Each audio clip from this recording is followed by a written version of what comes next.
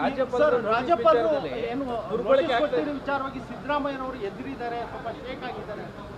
ನೀನು ಹೇಳ್ತಾ ಇದೆಯಲ್ಲ, ಅಲ್ಲ ಅಶೋಕ್ ಹೇಳ್ದದ್ದು ನನಗೆ ಕೇಳಿದ್ರೆ ಅಶೋಕ ಎದುರ್ಕೊಂಡಿರ್ಬೇಕು. ಅಲ್ಲ ಆ ಥರ ಆಗಿದೆ. ಅಲ್ಲಪ್ಪ, ಅಶೋಕ ಎದುರ್ಕೊಂಡಿರ್ಬೇಕು ಅಂತ ಮೊದಲು ಹೇಳ್ರಿ.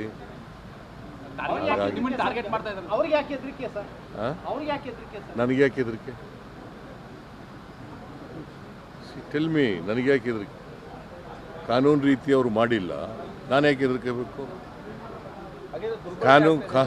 ಕಾನೂನು ತಪ್ಪು ಮಾಡಿದ್ರೆ ತಾನೇ ಹೆದರ್ಕೋಬೇಕು.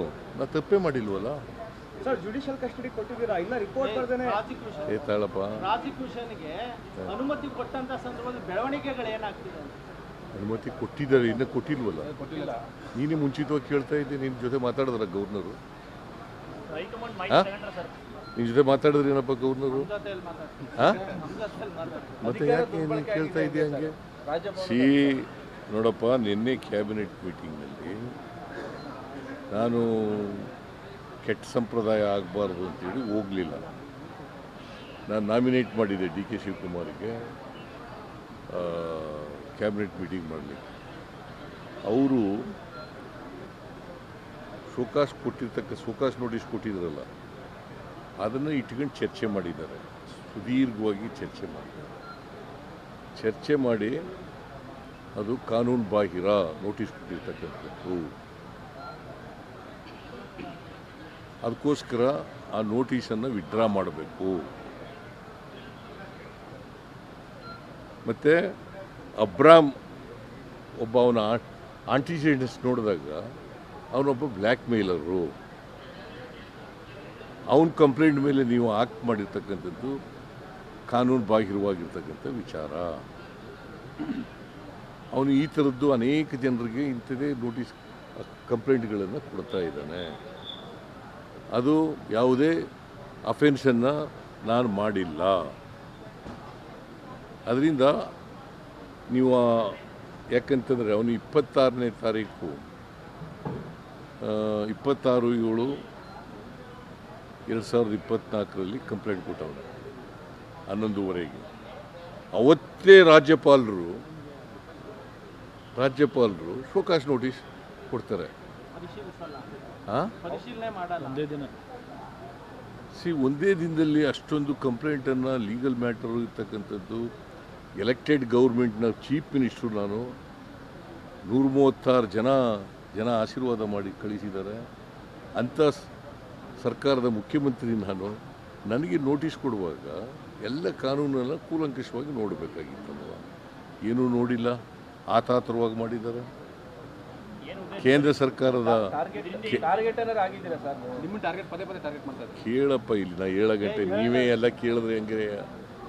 ನಿಮಗೆ ಕಾನೂನು ಗೊತ್ತಿದೆ, ಕಾನ್ಸ್ಟಿಟ್ಯೂಷನ್ ಗೊತ್ತಿದೆಯಾ? ಓದ್ಕೊಂಡಿದ್ದೀರಾ? ಮತ್ತೆ ಈಗ ಕೂಲಂಕುಷ ನೋಡಬೇಕಲ್ವ. ಅವತ್ತೇ ಕೊಡ್ತಾರೆ. ಆಮೇಲೆ 10 ಗಂಟೆಗೆ ನಮ್ಮ ಅತೀಕಿಗೆ ಫೋನ್ ಮಾಡಿ, ಅವ್ರು ಯಾರೋ ಪ್ರಭುಶಂಕರ್ ಅಂತ ಅವರ special officer, show-cause notice ready ಇದೆ ತಗೋಬೇಕು ಅಂತ ಹೇಳ್ತಾರೆ.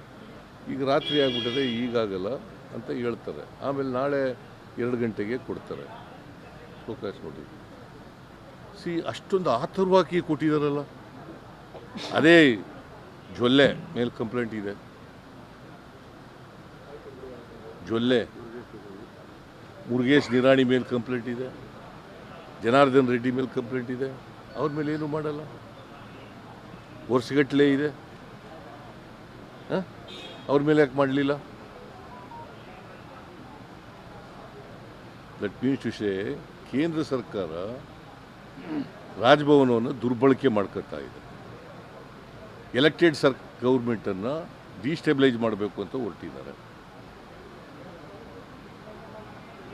ಸೊ ಅವರು ಕೊಟ್ಟಿರ್ತಕ್ಕಂಥ ನೋಟಿಸು ಕಾನೂನು ಬಾಹಿರವಾದದ್ದು. ಇದು ಸಂವಿಧಾನವನ್ನು ಕೊಲೆ ಮಾಡ್ತಕ್ಕಂಥ ರೀತಿ ಇದು. ಪ್ರಜಾಪ್ರಭುತ್ವವನ್ನು ನಾಶ ಮಾಡ್ತಕ್ಕಂಥ ರೀತಿ ಇದು. My role is not there.